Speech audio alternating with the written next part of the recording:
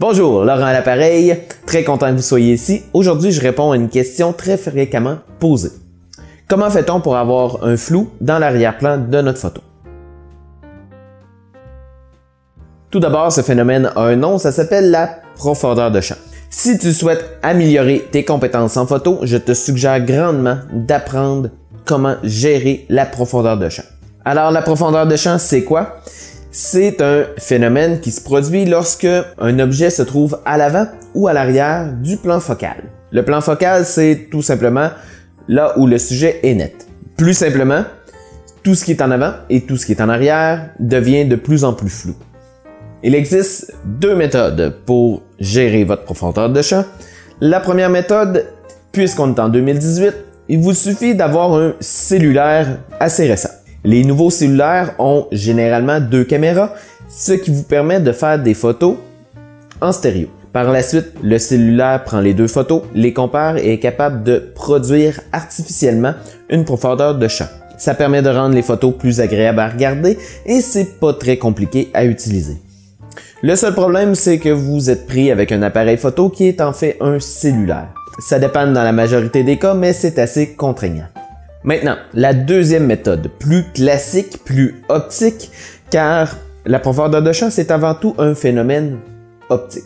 Et malheureusement pour toi, l'équipement que tu possèdes va influencer la capacité à créer une profondeur de champ.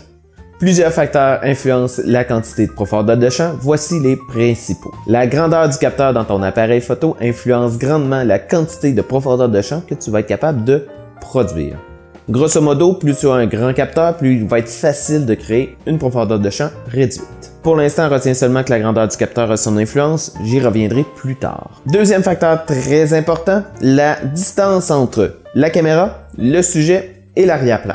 Le rapport entre ces trois facteurs va influencer grandement la quantité de flou dans ton image. Alors pour créer une quantité réduite de profondeur de champ, je te suggère de décoller ton sujet de l'arrière-plan et de te rapprocher de ton sujet. Troisième facteur, ton objectif. On ne choisit jamais un objectif au hasard. Pour créer une profondeur de champ réduite, je te suggère des téléobjectifs. Les grands angles ont tendance à tout simplement ne pas créer de profondeur de champ et avoir toute l'image nette, tandis que les téléobjectifs vont facilement créer des flous en arrière-plan. Et là, évidemment, tu vas me dire, si j'ai un téléobjectif, je suis forcément plus loin de mon sujet. Oui, mais l'objectif a plus d'influence que la distance avec ton sujet. Donc, choisis un téléobjectif si tu veux une courte profondeur de champ, ça va rendre ta vie plus facile. C'est ici que je reviens à la grandeur du capteur. Lorsque tu as un plus petit capteur, tu as un facteur de grossissement. Chez Canon, 1.6, chez Nikon, 1.5. Ce facteur de grossissement est simplement un recadrage dans l'image. C'est le même principe que lorsque vous recadrez dans Photoshop. Alors ça n'a aucun effet sur la quantité de profondeur de champ. La différence est que pour le même objectif, vous allez devoir être plus près avec un grand capteur et vous allez devoir être plus éloigné avec un petit capteur. Et comme on l'a vu précédemment, plus vous êtes près de votre sujet, plus vous allez créer une profondeur de champ réduite. Bonne nouvelle, tu as un excellent moyen de contrôler la profondeur de champ autre que te déplacer plus ou moins près de ton sujet.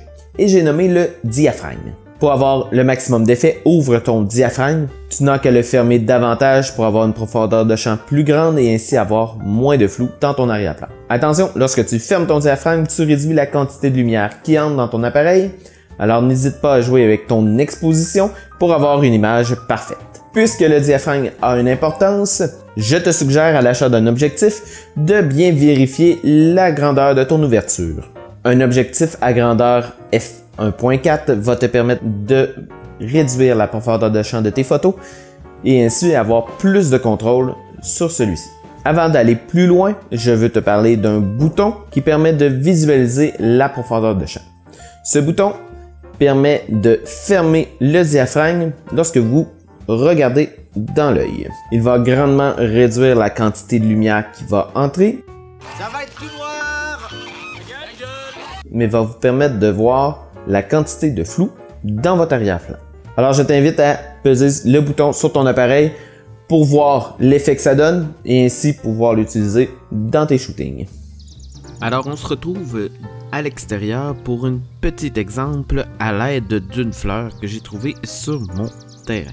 Comme vous pouvez le voir, la fleur est filmée en macro et ça permet d'avoir une profondeur de champ extrêmement réduite. Pour preuve, je suis présentement dans l'image, mais le flou fait en sorte que vous n'êtes même pas capable de me distinguer. C'est tout pour aujourd'hui, j'espère que tu as apprécié. Fais sur le petit pouce bleu si tu as aimé la vidéo. N'hésite pas à commenter pour des questions, des commentaires. Et si tu veux nous aider, partage la vidéo, ça va nous être très utile. D'ici là, je te dis à la prochaine. See ya!